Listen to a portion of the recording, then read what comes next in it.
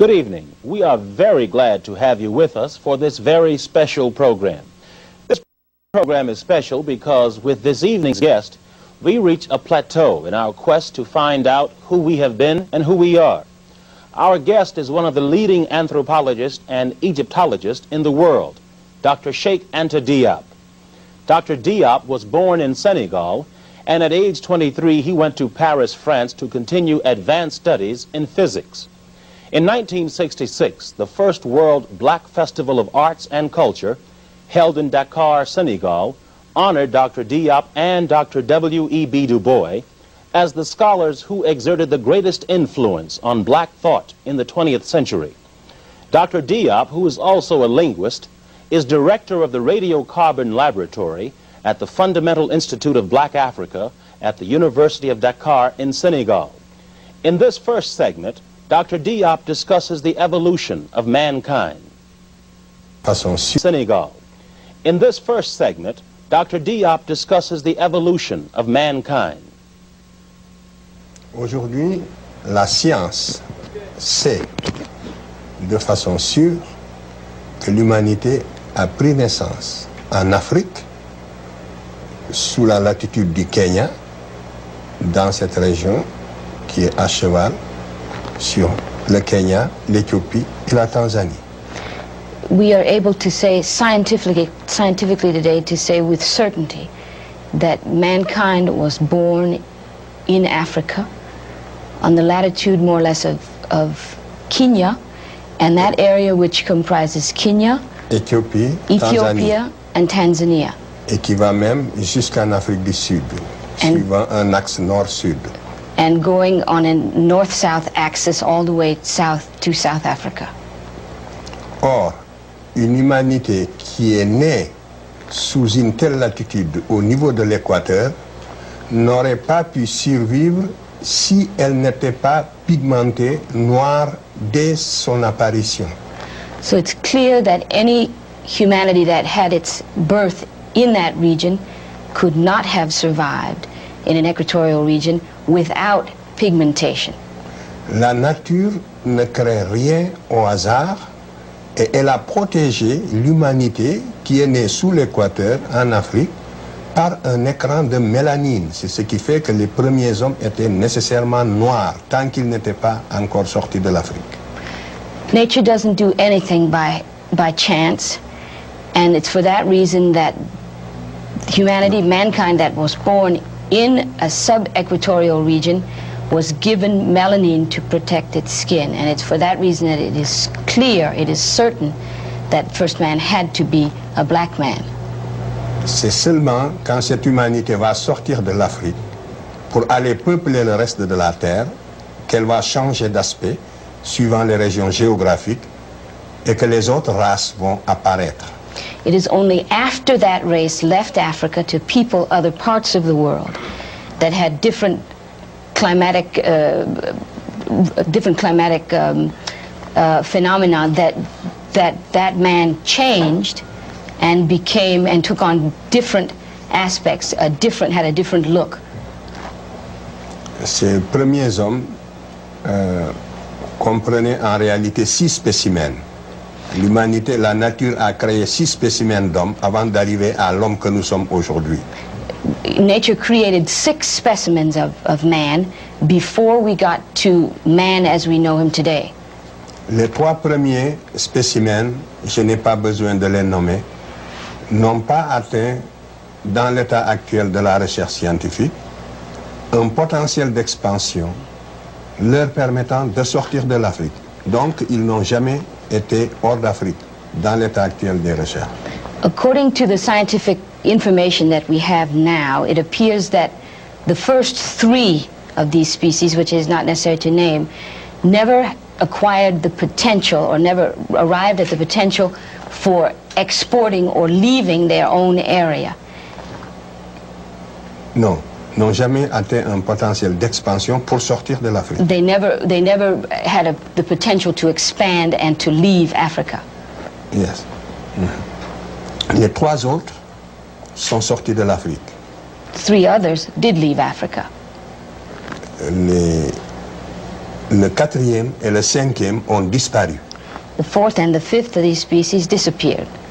Il ne reste que le sixième qui est l'homme que nous sommes. And what remains is man as we know him, that sixth species. Le cinquième, c'est celui-là que j'ai projeté ici. Vous le voyez. Cet homme ressemble beaucoup à l'homme actuel, mais il n'est pas encore arrivé au stade de l'homme actuel. C'est le cinquième? C'est le cinquième. This is the fifth of these species, which, as you will see, resembles very much man as we know him today. Mais il n'était pas encore très différencié. He was not yet but man as we know him today was not differentiated a great deal from this man. Si vous le regardez, vous verrez que la différence qui le sépare de l'homme que nous sommes, c'est qu'il n'a pas de front. Vous voyez, les yeux sont presque à la place du front. You will see that the major difference here is that the fifth species did not have a forehead.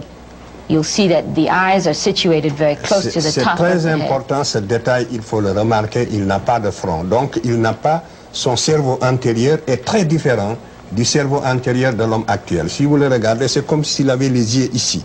It's very important, this is a very important detail. It means that the brain inside was very different from the brain inside of man as we know him today.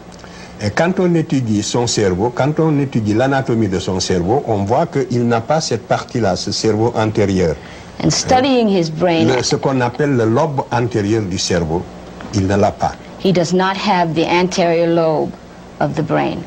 In studying, in anatomical studies, it has been determined that he did not have this anterior lobe. C'est la grande différence entre lui et l'homo sapiens sapiens que nous sommes. That is the major difference, the fundamental difference between Homo sapiens sapien, which is what we are. Et ce spécimen n'a jamais pu sublimer la nature pour créer l'œuvre d'art. This species was never able to overcome nature to an extent that he was able to create works of art. Ensuite, je passe au suivant. This next slide. Là, nous arrivons à l'homme comme vous et moi. C'est l'homme du milieu. And now we have the man in the middle is the man that we are. C'est le crâne du milieu. C'était un noir.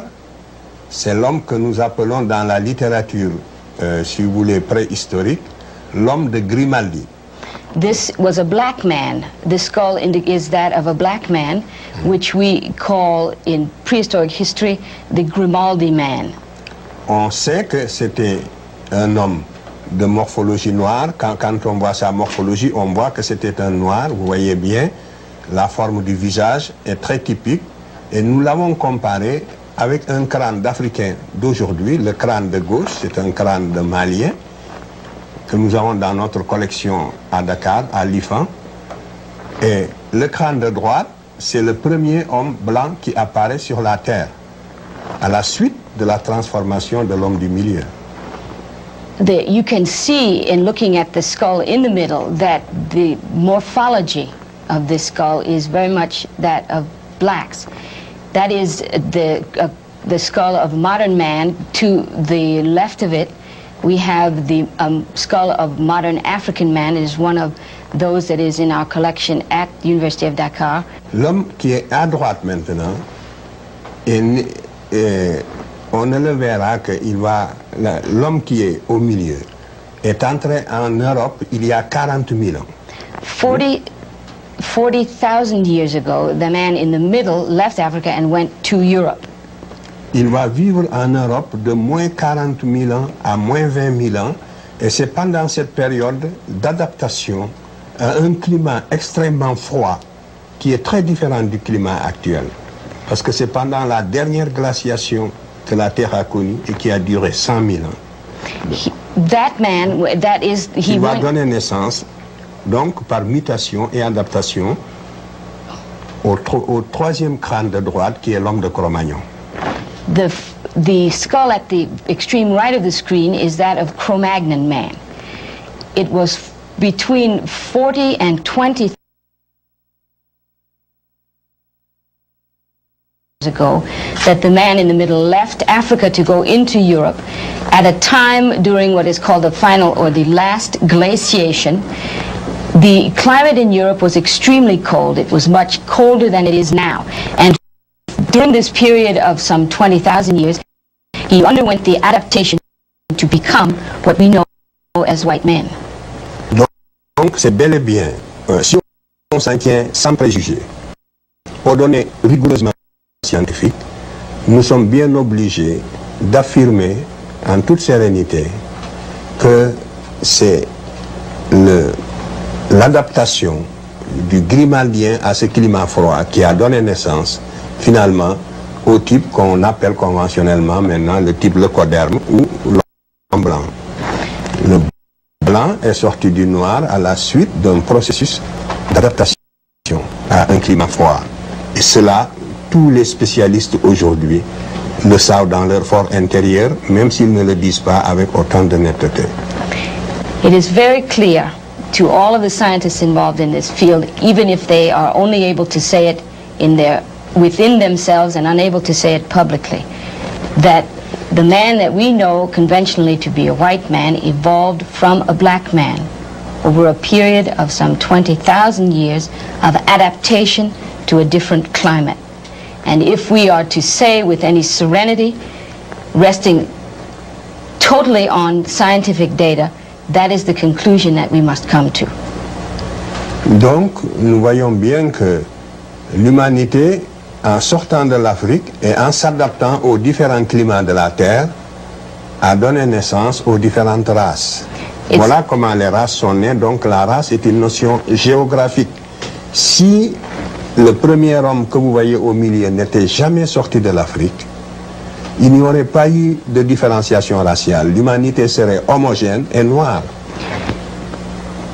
If the man that we see in the middle there had never left Africa to people other parts of the world, and if those people in other parts of the world in different climates had not, through the process of adaptation, become what they are in various regions of the world, all men would be homogeneous and all men would be black.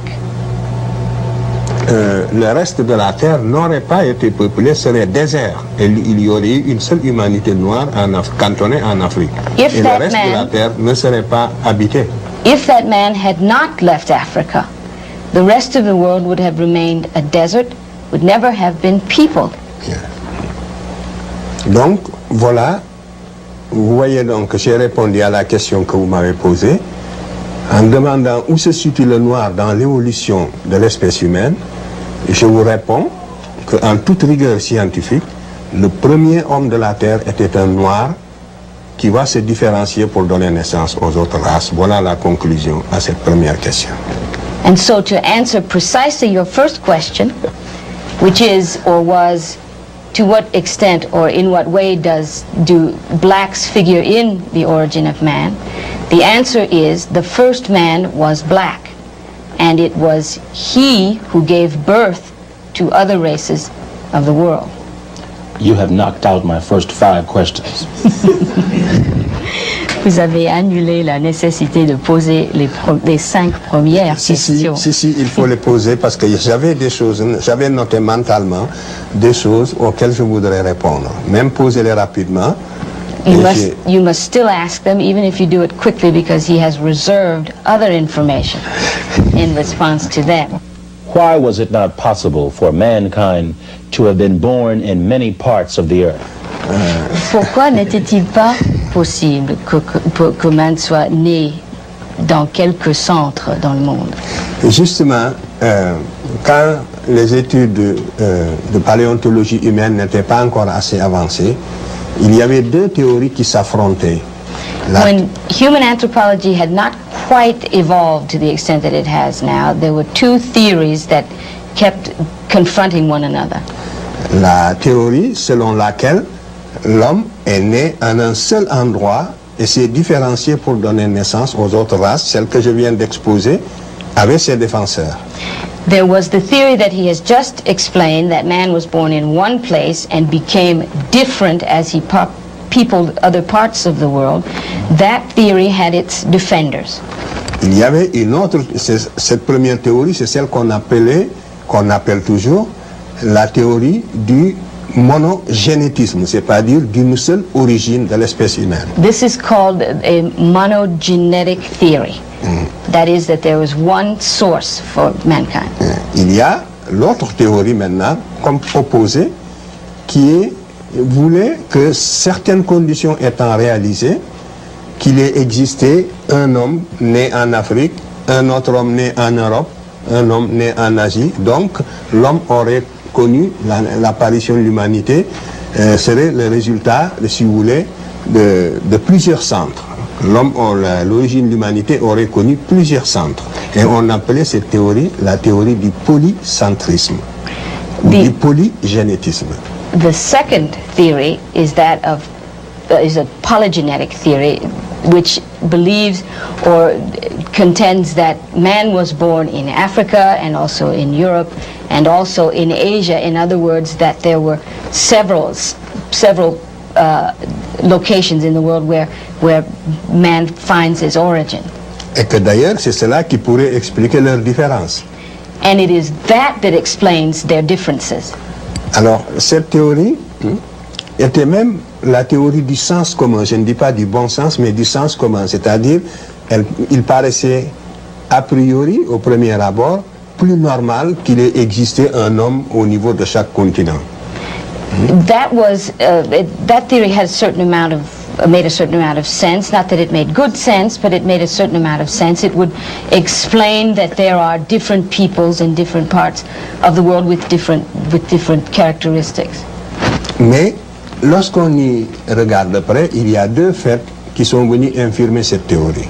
But under closer scrutiny, there were two things that made this theory fall apart more or less. D'abord, la nature ne passe jamais deux fois par le même point dans son évolution.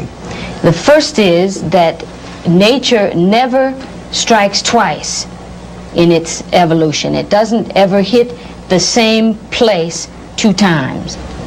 Nature doesn't create twice the same thing. In the animal kingdom, the same being. The same being. In the animal kingdom, you can see that throughout the evolution of animals, a being was created, and it either disappeared or changed somewhat, or a new being completely was created, but never the same being twice. And to remain strictly scientific, it doesn't make common sense to say that man was created twice. D'autre part, la recherche préhistorique a prouvé maintenant que c'est la thèse qui paraissait la plus invraisemblable, qui a triomphé maintenant au niveau de tous les scientifiques. Tous les hommes maintenant savent de façon certaine que l'homme a une seule origine, et que c'est dans cette même région du Kenya. Parce que c'est là que nous trouvons, si vous voulez, tous les stades antérieurs. It is in this region, that is this region in Kenya, where we find all of the most ancient evolutionary information. It's for this reason that scientists are now able to say with certainty that at least they know that this is the case, that man could only have been created one time. Tous les fossiles que nous trouvons à l'extérieur de l'Afrique, en dernière analyse, apparaissent toujours comme des fossiles plus récents que ceux trouvés en Afrique et qui leur correspondent. All fossils that have been found outside of Africa have been found under close analysis to be much more recent than those found in Africa. Et aucun autre continent que l'Afrique ne possède la série complète des 6 spécimens dont je vous ai parlé. And no other continent in the world has the complete series of the 6 specimens that I spoke of before.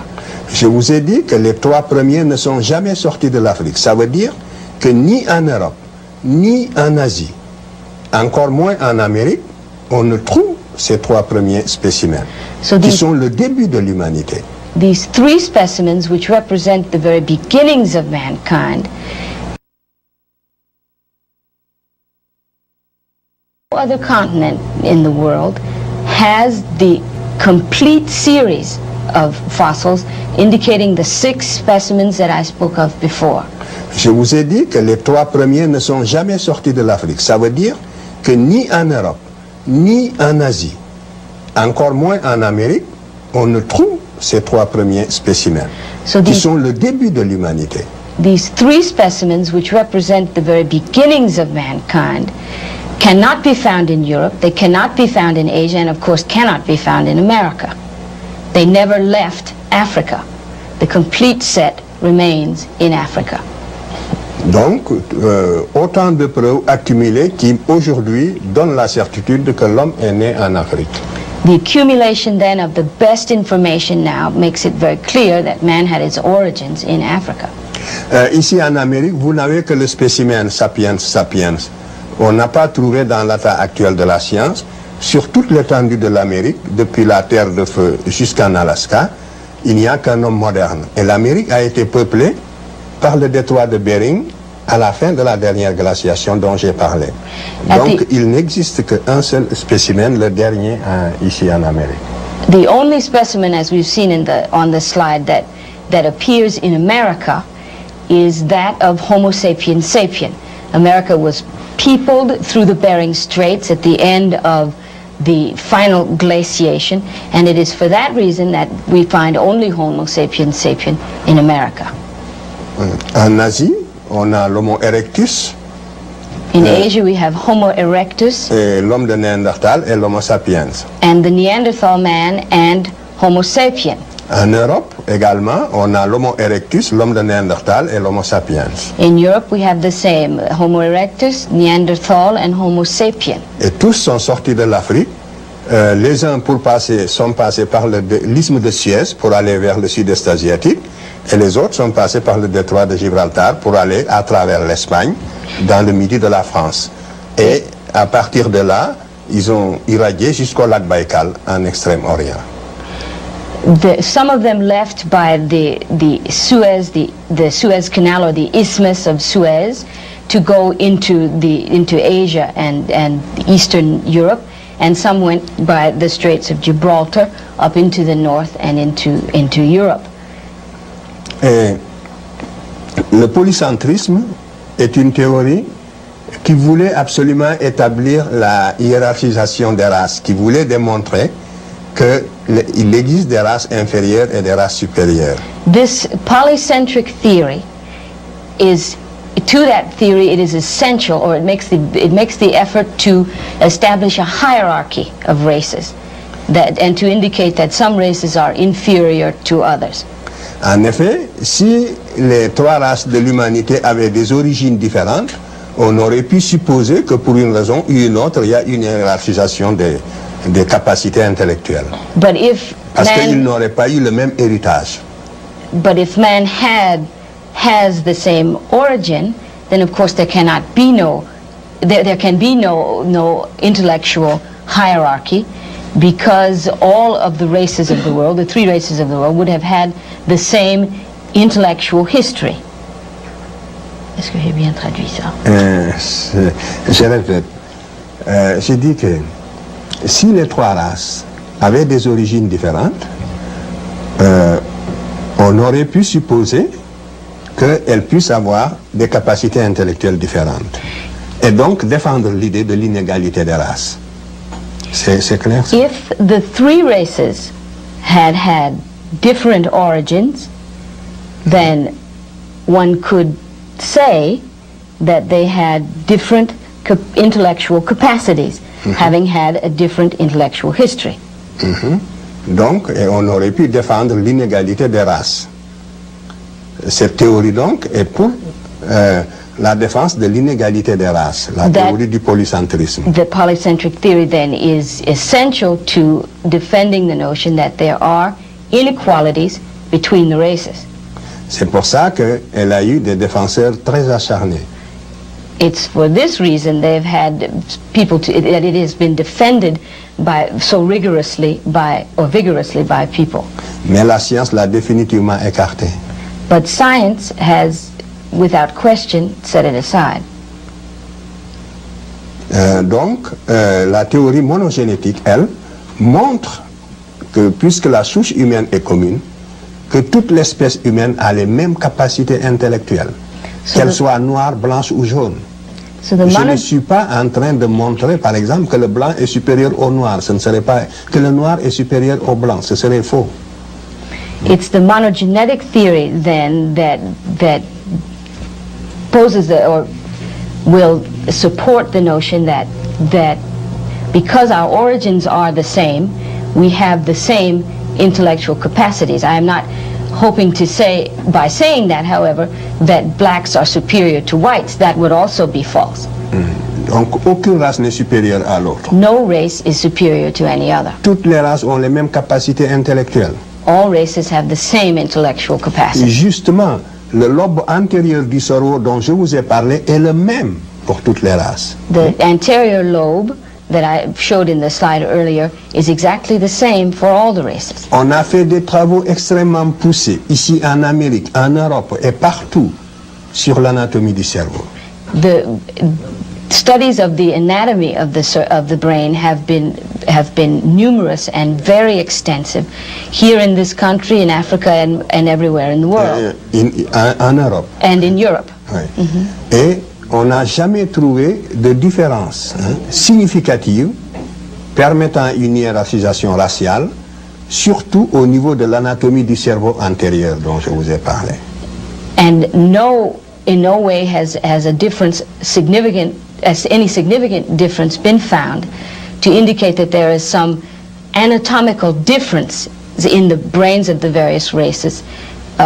Surtout au niveau du cerveau antérieur. And certainly not in the case of the forefront of the brain. Yeah. Donc, tous les biologistes savent ce que je dis en ce moment.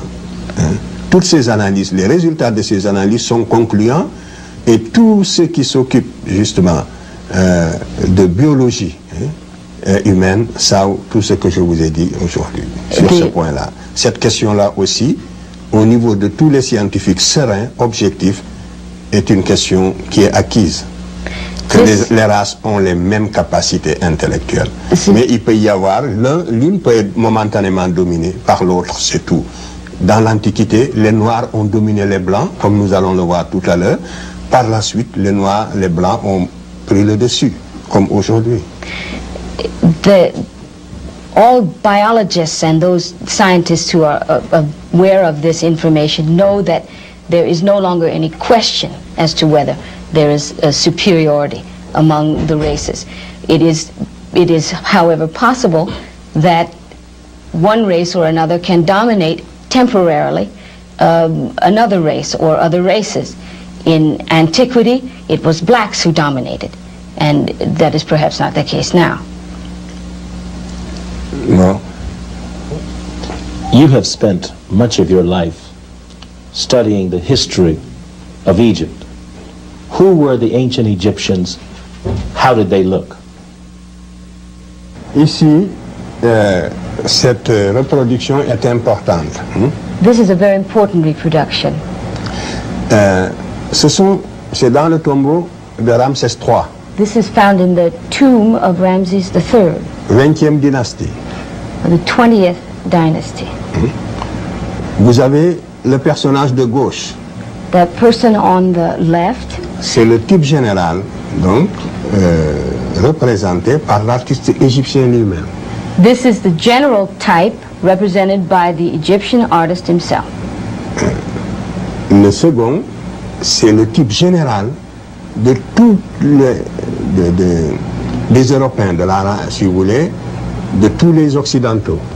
And the second person or personage is the general type of all the Europeans. Yes. Represented by the artist. Le troisième, c'est le type général de tous les autres Noirs de l'intérieur du continent. And the third personage is the general type representing all the other groups found in the interior of the continent. Of Africa. Of the continent of Africa.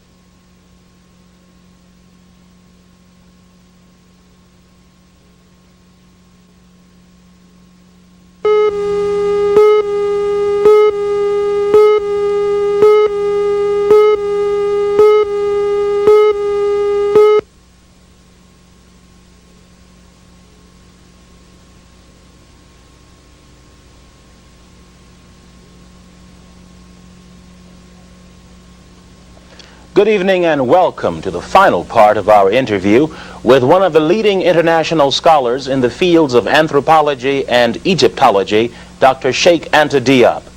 Dr. Diop, a nuclear physicist, is director of the Radiocarbon Laboratory at the University of Dakar in Senegal. In this segment, Dr. Diop discusses a scheme designed to, well, let's take a look. This is a picture of the Piltdown man. And it is to demonstrate to you the lengths to which certain anthropologists have gone to establish their theories. The Piltdown man was created by a British anthropologist in 1912 by the name of Downson. C'est un géologue. A geologist, I'm sorry. He was a geologist, Mr. Downson. Il a fabriqué de toutes pièces ce fossile qui est faux. He fabricated by piece this fake fossil. Il l'a enfoui dans les sables du Sussex en Angleterre. He dug in the dirt in Sussex in England. Yeah. Vous voyez bien, regardez bien, vous verrez qu'il a le front haut comme un homme moderne. Il est comme nous, il a les yeux et un grand front. Like modern man, he has eyes and he has the forehead as modern man does. Mais vous voyez, regardez sa mâchoire. Sa mâchoire est une mâchoire de singe, d'orang-outan, avec les deux canines. Regardez les deux canines, c'est une mâchoire de singe. You can see that his mandible, I think it's called, yes, is that of a monkey. Yes. And his canines, yes, are that of a monkey. C'est en 1900, et justement, cet homme, ce spécimen, qui est un faux, avait donné naissance, dans le domaine de l'anthropologie physique, à la théorie des pré-sapiens. C'était pour démontrer que l'Homo sapiens est né en Angleterre. From this fabrication grew a theory called the pre-sapien theory, which was manufactured to establish that this man was the predecessor of modern man. Yeah, et que donc l'homme est né en Europe. And that, in fact, man had his origins or was born in Europe. Et particulièrement en Angleterre. And especially in England. Et vous avez ici des défenseurs je ne sais pas si je peux les citer, mais il y a des anthropologues américains qui ont épousé cette thèse-là et nous savons aujourd'hui qu'elle est fausse. And there are American anthropologists who took this theory as their own and defended it, and we know today that it is false. En France aussi, il y a eu des anthropologues qui l'ont défendue et nous savons qu'elle est fausse aujourd'hui. And in France also there were anthropologists who defended the theory, and of course we now know that it was false. Et comment a-t-on su qu'elle est fausse? C'est parce qu'il y a un autre savant anglais de bonne foi, cette fois-ci, qui l'a analysé et qui a démontré sa fausseté.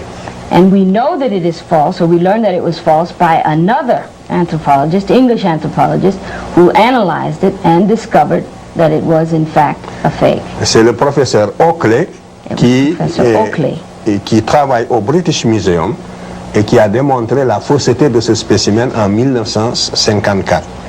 It was in 1955 that Professor Oakley, working at the British Museum, analyzed this fossil and discovered it to be false.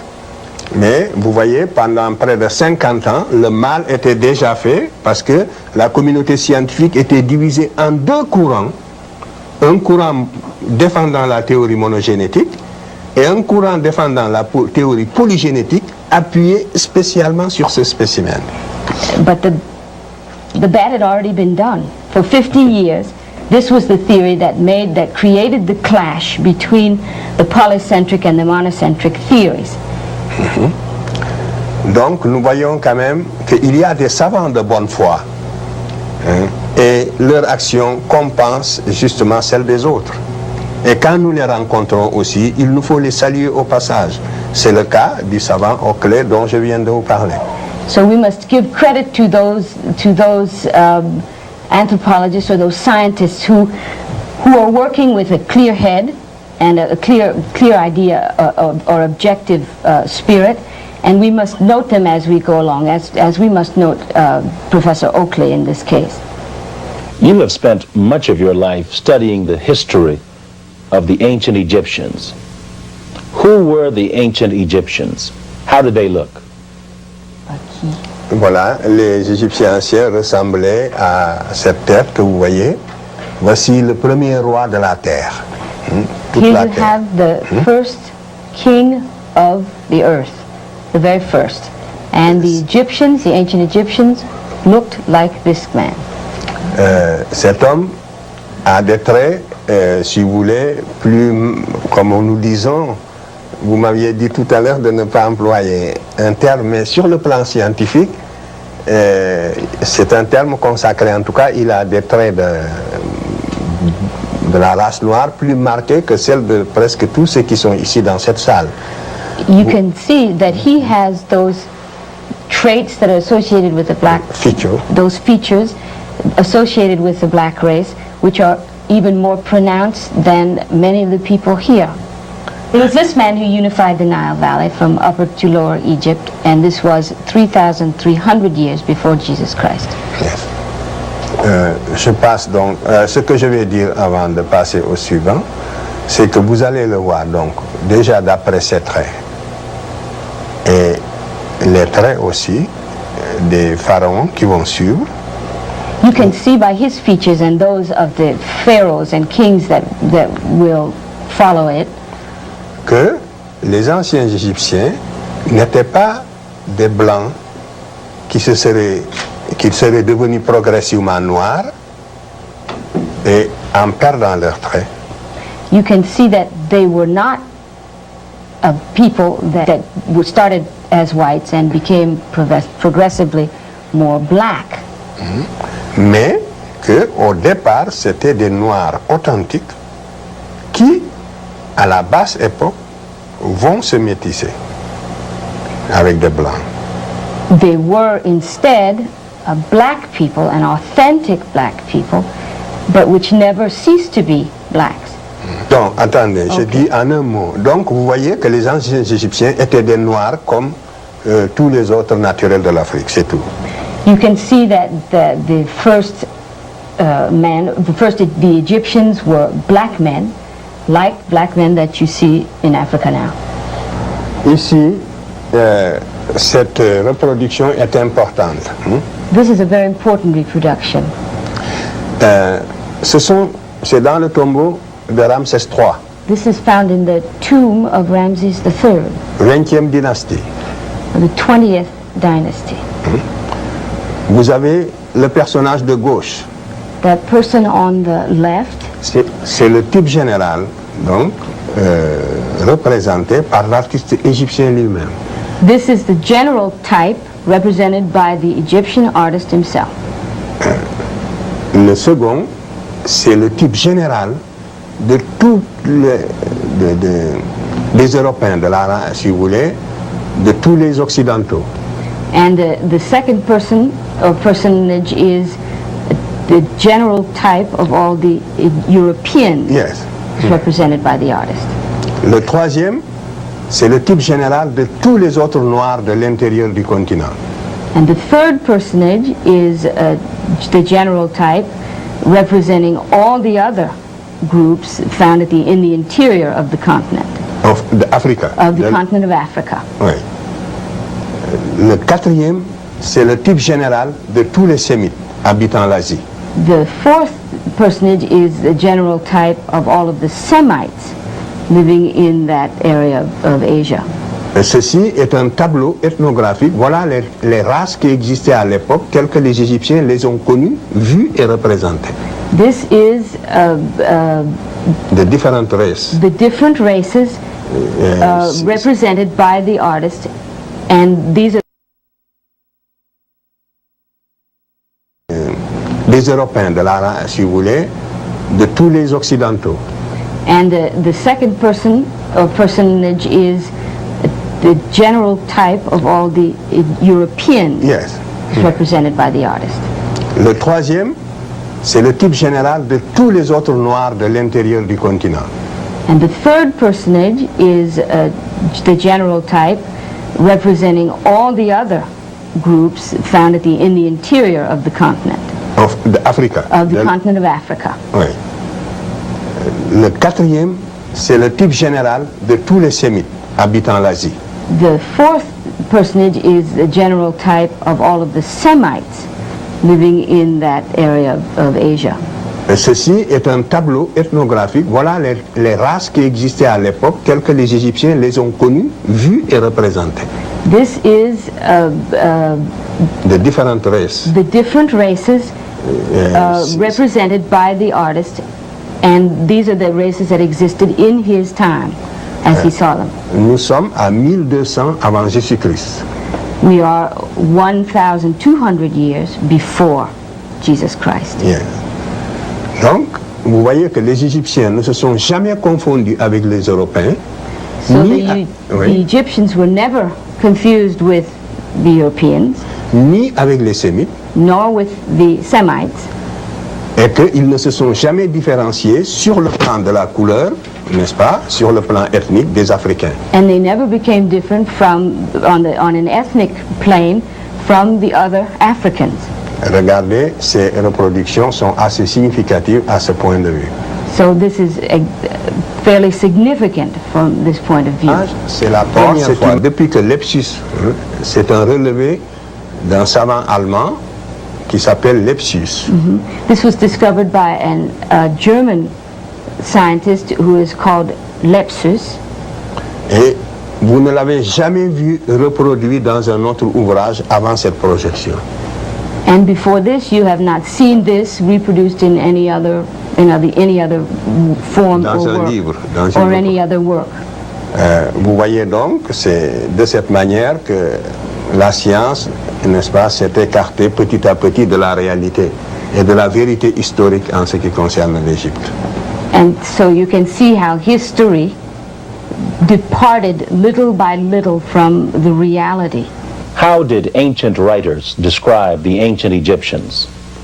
Tous les écrivains grecs et même romains de l'Antiquité ont déposé dans le même sens pour nous affirmer que les anciens Égyptiens de leur époque, pourtant qui étaient déjà très métissés, étaient des Noirs.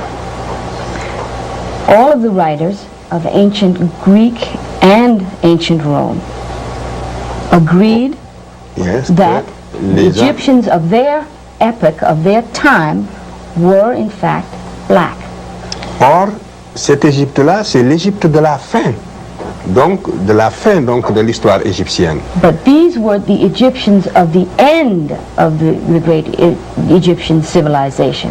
Et Jésus-Christ, ça fait donc une période de 900 ans. For a period of some 900 years, beginning at the 4th century before Jesus Christ and going through the 5th century after, the Greeks were constantly witnessing to the fact that the Egyptians were black. Donc, les Égyptiens sont considérés comme des Noirs depuis l'origine jusqu'à la fin de leur histoire. So they would be considered black from their origins, from their beginnings, all the way to the end of their civilization, as is indicated by the first king, the slide which we saw. Voilà. Alors, les autres, je vous les montre rapidement, je passe rapidement là-dessus. I will show you quickly the others. Ici, vous avez Djoser, 3e dynastie, You have- 2778 avant Jésus-Christ. This is the 3rd dynasty of the Egyptian civilization here. Disons 2800. 2800 BC. Avec Djoser, tous les éléments technologiques de la civilisation égyptienne étaient déjà en place. Tout ce que nous admirons en Égypte, sous ce pharaon noir, existait déjà. Troisième dynastie? Troisième dynastie, avant les pyramides donc.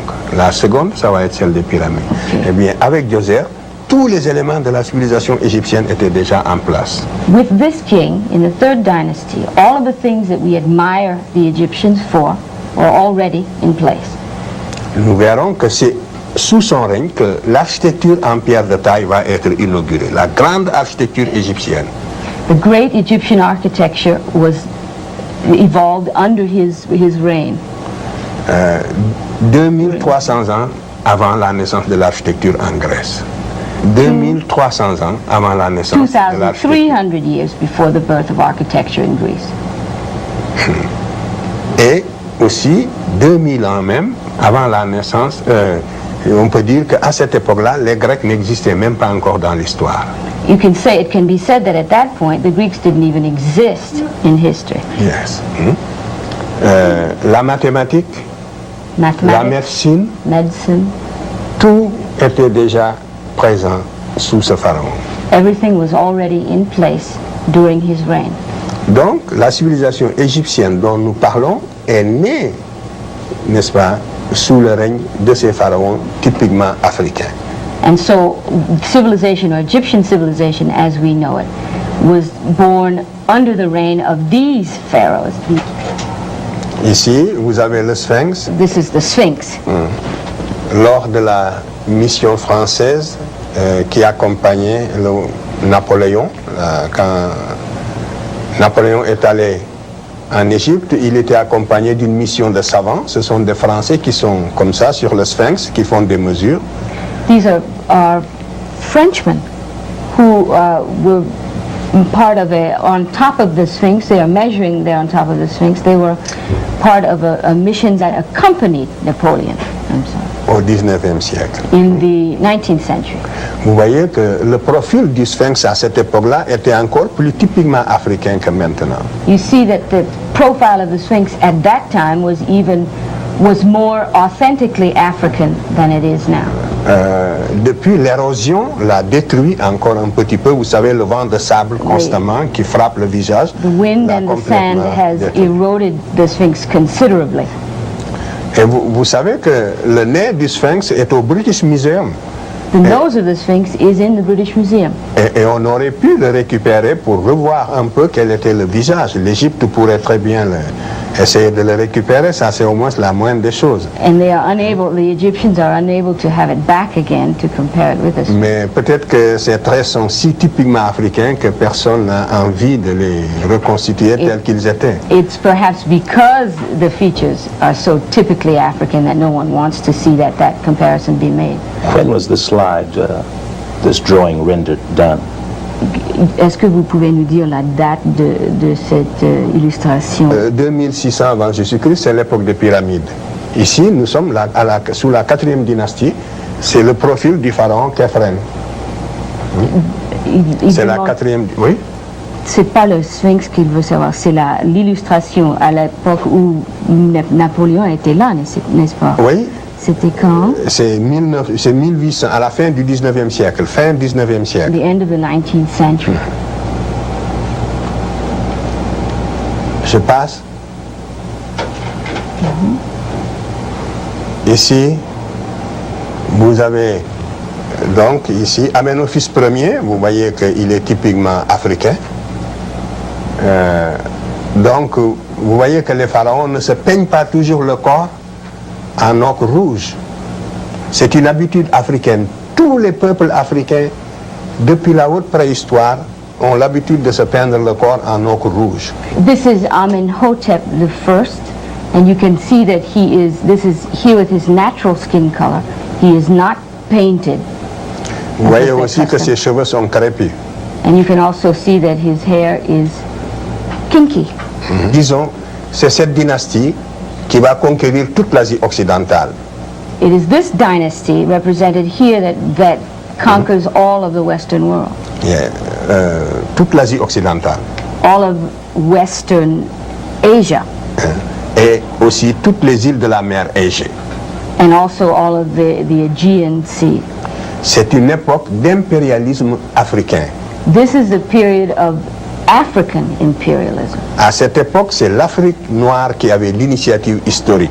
It's at that point that it is at this point that Africans had the imperial initiative. Et dominer tous les autres peuples, soit de la mer Égée, donc de la Méditerranée orientale ou de l'Asie occidentale. And they dominated all pharaohs of this dynasty. Qui s'appelle Toutmoses III. Who were called Toutmoses III. Toutmoses III. Yeah. Avait conquis 111 États. Conquered 111 États au total. 111 states in all. Il les avait conquis et qui étaient entrés il les a intégrés dans l'Empire égyptien. And they made them part of the Egyptian Empire.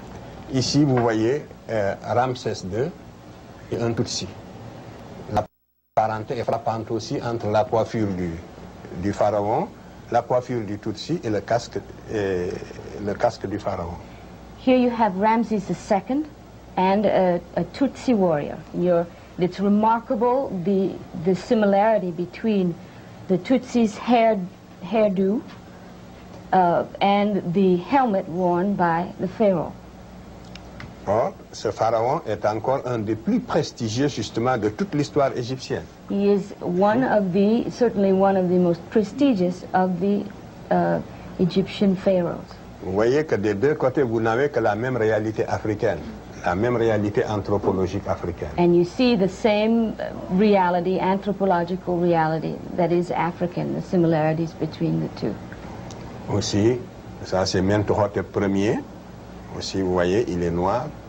You can see another pharaoh who is also black. Typiquement.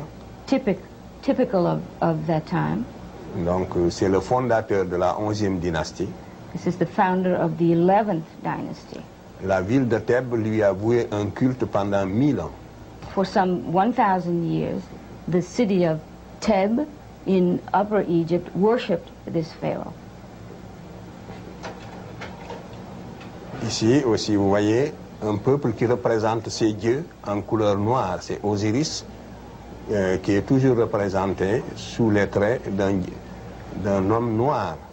Here you see the representation of one people who always indicated their gods to be black, of skin color.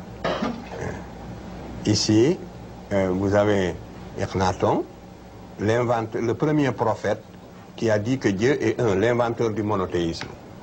This is the inventor of monotheism. Yes. The first to say that there was one God. Oui. C'est justement le pharaon qui a dit pour la première fois que Dieu est un et qu'on ne doit pas le représenter par une image. This is the first pharaoh to say that there is one God and that that God must not be represented by images. Il était avant Moïse. He was before Moses. La Bible n'existait pas encore. There was no Bible, not yet. À cette époque-là, la pensée religieuse, encore, vous voyez, est partie de l'Afrique. C'est l'Afrique qui a initié la religion monothéiste. And so it is even Africa that is the origin of monotheistic religion as well. Vous voyez, ce pharaon avait 6 filles avec la reine Nefertari. This pharaoh had 6 daughters with his queen Nefertari. Alors, une des filles est sur les genoux de la reine. One of the daughters is in the lap of the queen. Je l'ai reproduit dans l'image suivante, vous allez la voir. Hein? You'll see her again in la voilà, vous voyez, sur les genoux de sa mère. Regardez comme elle est typiquement africaine. See how she is typically African. Avec la coiffure totémique. En africain, c'est que cette coiffure est totémique. And an African would know that this is a totemic hairdo. Et je l'ai comparé avec un Mangbetu, qui est la femme d'une tribu africaine actuelle, pour la déformation du crâne. I have compared her with one of the African tribes that is known for the forming of the skull. Yeah. Ici, ça j'ai pris une publication de la revue de Ivan van Sertima. This is taken et du from professeur Finch. one of the reviews or journals of Dr. van Sertima and Dr. Finch. J'avais ces reproductions, mais j'ai préféré les prendre dans les leurs parce que ces photos sont mieux rendues que certaines que j'ai. I chose these because they are so much better done than others that I have. Vous voyez bien, la femme qui est à droite est la mère du pharaon que vous avez vu là tout à l'heure. C'est le pharaon Akhenaton qui est à gauche et sa mère est à droite, la reine Taï. This is the pharaoh on the left, and this is his mother on the right. Her name is Tai. Cette reine a joué un rôle prééminent dans la diplomatie de l'Égypte à cette époque.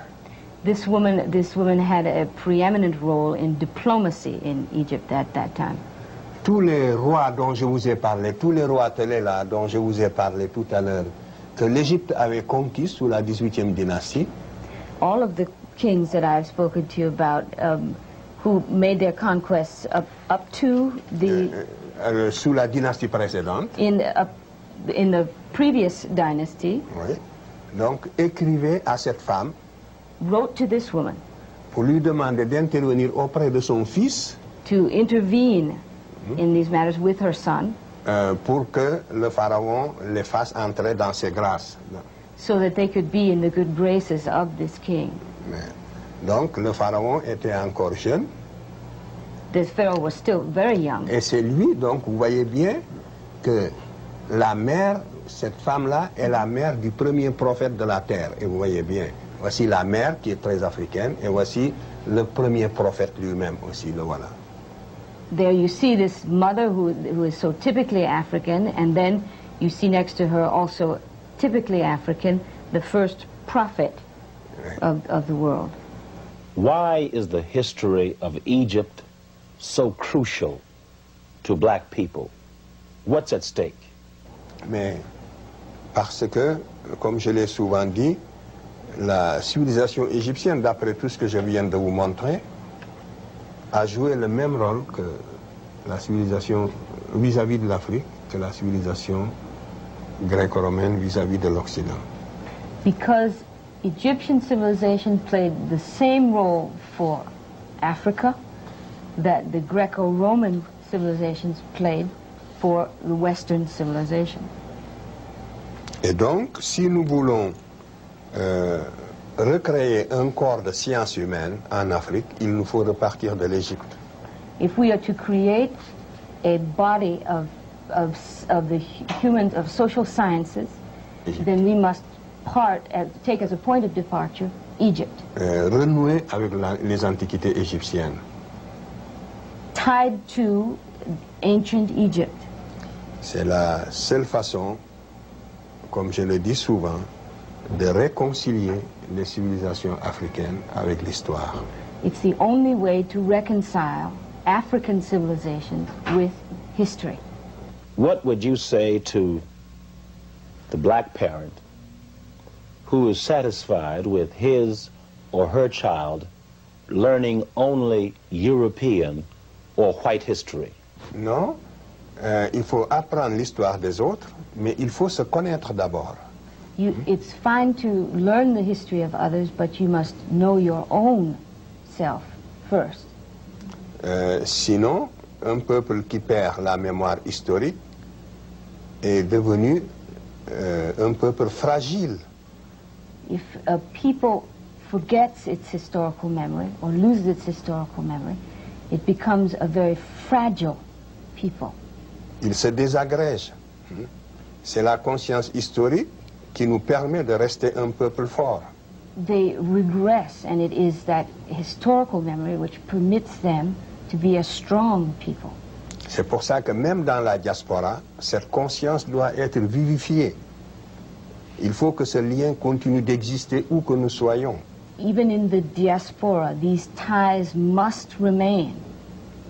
Ceci ne va pas à l'encontre des lois des différents États dans lesquels nous vivons aujourd'hui. This can only help us make our lives better in the various countries in which we live. La plénitude culturelle doit faciliter la fraternisation des races. The fullness of our culture will help us in finding or seeking the fraternity among races that we must have in this world. The arid wilderness of the Great Sahara, 3,000 miles to the north, could hardly be in greater contrast. Yet here in the 1950s, even more surprising evidence was found of early African history.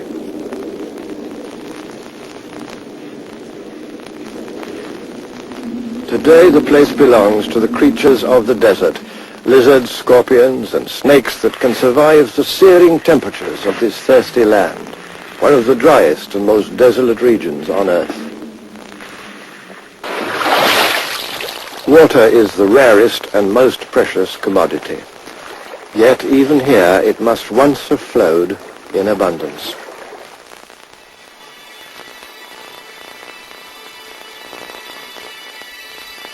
The revelation of these rock paintings in the Tassili Mountains of the Algerian Sahara just 30 years ago astonished the world.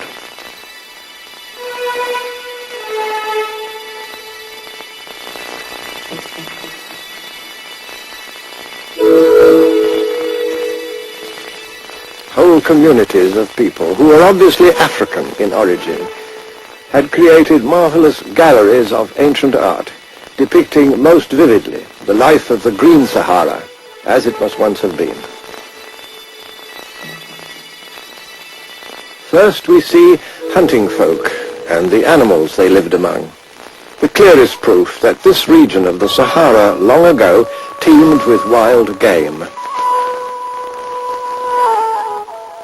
The earliest paintings may be 7,000 or 8,000 years old. But not all the people who inhabited this huge region were nomadic hunters. This horse, complete with saddle and bridle, points to the development of transport systems and traders.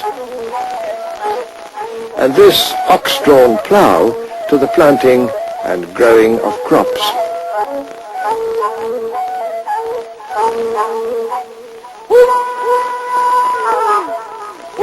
Whether for war or sport, elaborate chariots came into use, while the clothing of these people bears a striking resemblance to the tunics of ancient Egypt. The evidence of these paintings suggests a continuous community of peoples living right across the Sahara, from the Atlantic to the valley of the Nile.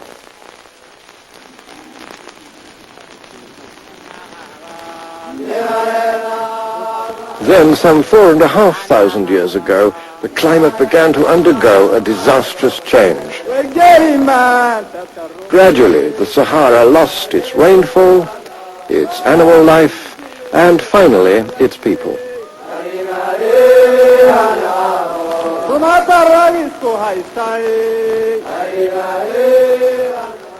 Abandoning their increasingly arid pastures, more and more people from the Sahara had to join their forerunners and follow the trails in search of a secure supply of water. Some headed for the tropical rainforests which lay to the south and west. Others moved east towards the valley of the River Nile.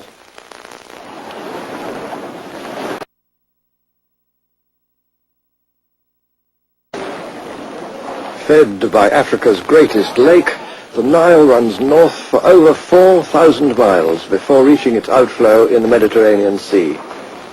It's the longest low river anywhere, pushes on so relentlessly through mile after mile of vast and rainless desert regions, while tumbling down from the mountain plateau of Ethiopia.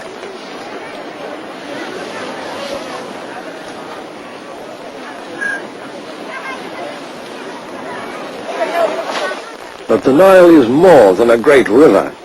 It's a whole library of the history we're looking for. From the earliest times of human settlement along the river, some 10,000 years ago, the Nile was the giver of life to ancient communities who came to its banks and found on fertile soil that was enriched unfailingly, year by year, by the flood of silt. Those early people were among the ancestors of the Egyptians and the Sudanese of today. Others may have come from the Middle East, but the archaeological evidence combines to show that the main lines of incoming migration were from the southwest and the west. In other words, from the African communities of the Sahara.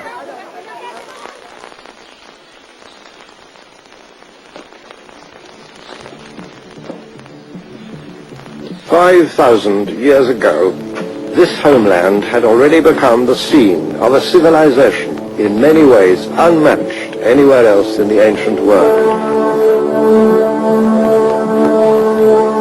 This is where we have to begin, in the Egypt of the pharaohs, in the African land that was the gift of the god of the Nile.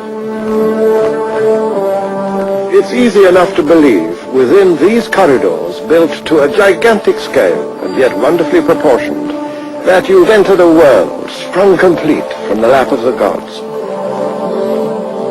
Egypt of the pharaohs was the greatest and the oldest and the most inventive of all the high civilizations of antiquity. And it flourished for 3,000 years. It set a pattern and example for peoples near and far. But where were its roots, its origins, its starting point? Most of us have believed or have been taught that the glories of the pharaohs could never have been created by African people or African ideas, because it's been said Africans could never have built a high civilization. Here reigned for dynasty after dynasty the kings who wore the double crown, the combined crown of Upper Egypt and of the Delta. But what had they to do with Africa?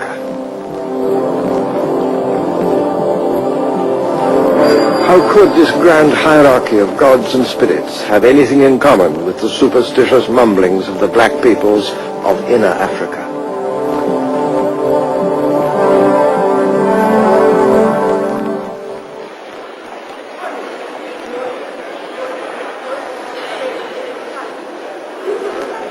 Wandering among the treasures of the Cairo Museum, it's easy to think of the Egypt of the pharaohs as a civilization complete within itself, owing little or nothing to outside influences from whatever source, entirely its own creation.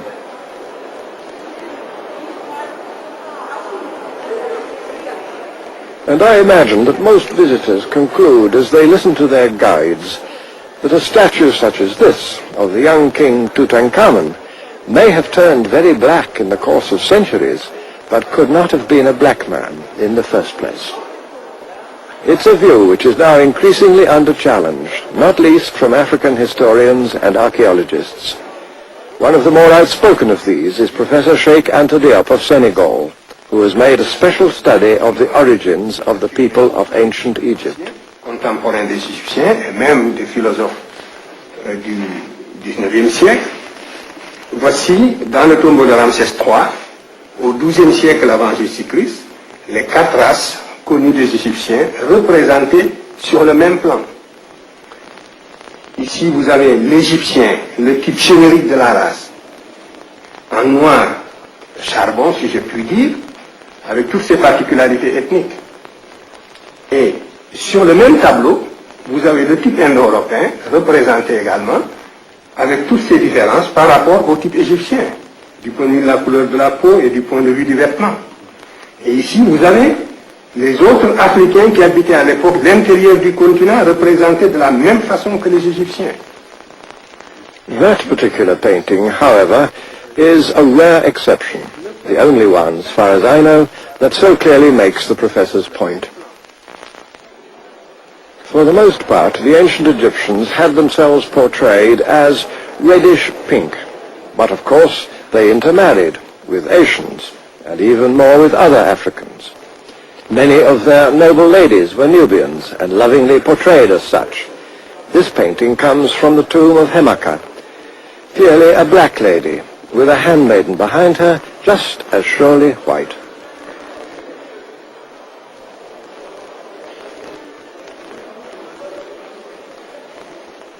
It followed that the royal children were often black as well, as was King Senusret, seen here wearing the white crown of Upper Egypt. Or this pharaoh, of unknown name, but obviously of high prestige in his time, and just as clearly African.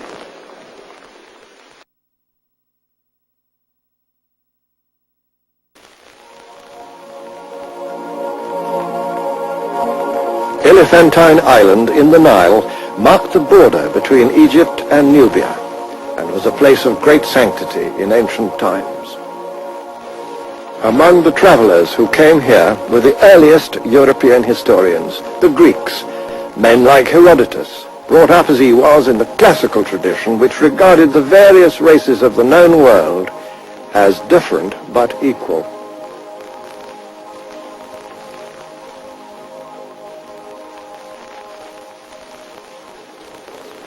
The Greeks knew Egypt well and firmly believed that the original Egyptians were black people who had come from the south to settle the land of the Nile. But Herodotus himself got no further than this. He was prevented by the first cataract from traveling further south. And so he never saw the huge temple which Ramesses II chose to build here at Abu Simbel, further south into inner Africa than any other great monument built by the pharaohs to celebrate their power. A few years ago, with immense ingenuity, the entire structure was lifted to a new site, above the artificial lake which has drowned all the sites of the most ancient kingdoms that flourished here in Nubia, even before the first of the pharaohs. But why should he have built this great temple so far to the south? Perhaps because his queen, Nefertari, was herself a Nubian. And also because these were the people of the south, whom he wanted to impress with evidence of the prisoners he'd taken in faraway Syria and Asia Minor.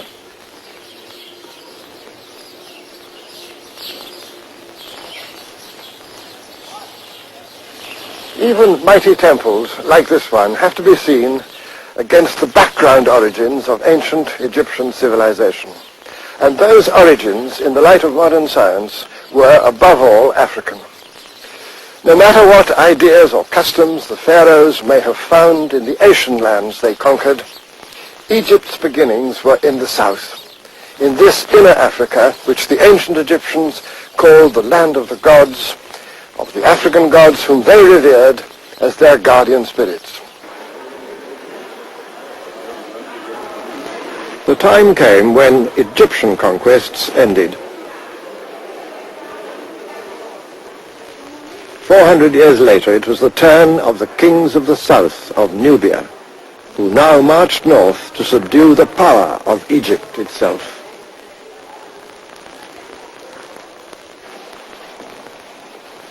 And here is the most famous of those mighty kings of the south, recognized by the peoples of that time, the 7th century BC, as among the masters of the world. This one, as it happens, received a favorable mention in the Bible, in the Book of Kings, as the emperor of Kush and of all Egypt, whose name was Taharka. By 650 BC, the Nubian kings who had subdued Egypt were ready to withdraw to the south, to Napata, and then to a new capital in their kingdom of Kush, at Meroe.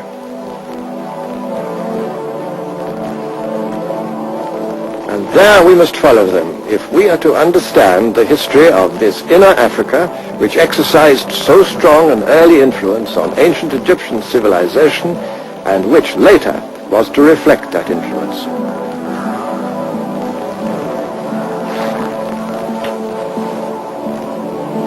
The city of Meroe was situated 1,000 miles south of the old Egyptian frontier, far into inner Africa.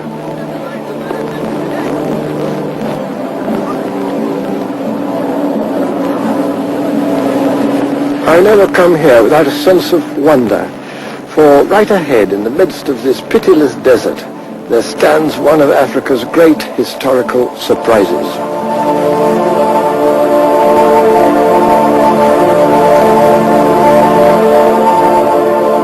The remnants of a lost civilization, standing across the skyline, as though shipwrecked on the sands of time.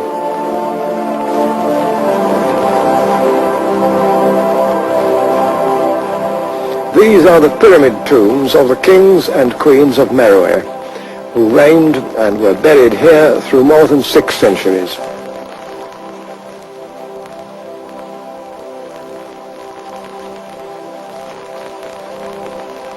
Long ruined by tomb robbers and by time, the pyramids are being restored and even reconstructed.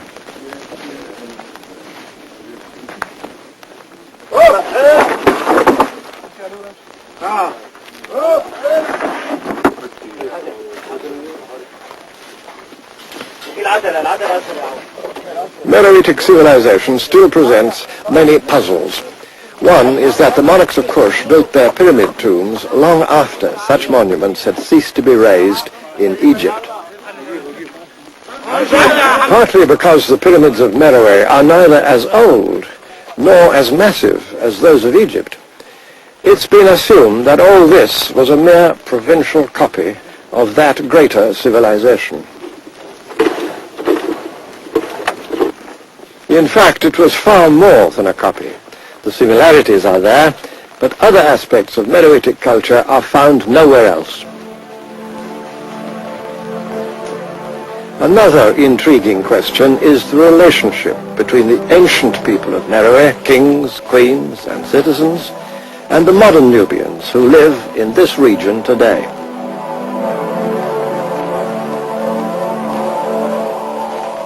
We can still see their stylized portraits in stone, but what did they really look like? I asked Dr. Ali Osman of the University of Khartoum. Oh, they look like me, of course. I am a Nubian. Very much the Nubians of today are the Nubians of yesterday. We got to understand that rather carefully, because the Nubian culture actually have not yet been very much explored. The Nubian from within. I, the Nubian, what I do and how I behave, wouldn't have changed that much from what the medieval Nubians have done. But the influence that were coming on us as Nubians, starting as early as, you could say, the Egyptian, and coming down to the Muslim and Arab influence, have been changing. That does not mean that the Nubians have changed.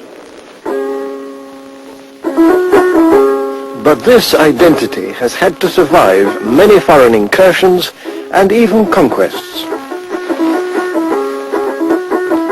At one time, Meroe fell before the invading armies of Aksum, another ancient kingdom high in the mountains of what is now Ethiopia. In more recent times, the Turks and the British have sent in their armies of occupation. Most lasting of all has been the influence of Islam. But through all these changes, the Nubians have done more than retain their identity. Just as they absorbed influences from elsewhere, so they too have had a deep cultural impact on their neighbors.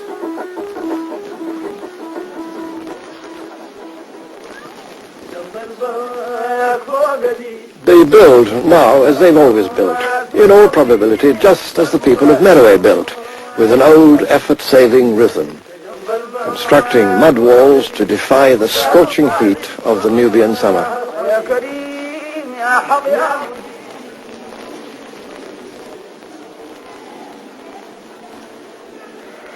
Their beds are no different from those of their ancient ancestors, like this one in Khartoum Museum, with a pattern of headrest which is much the same here and right across Africa as those of 5,000 years ago. And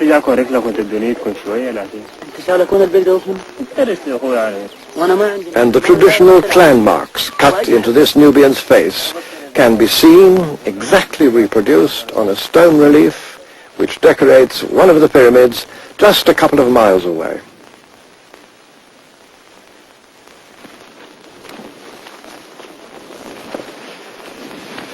been said that Meroe was the Birmingham of ancient Africa. And that wasn't altogether a flight of fancy, for the people of Meroe had a very extensive iron-making industry. Just consider this enormous pile of industrial waste, of slag. It proves that among the major activities of the people of this flourishing city was to smelt iron.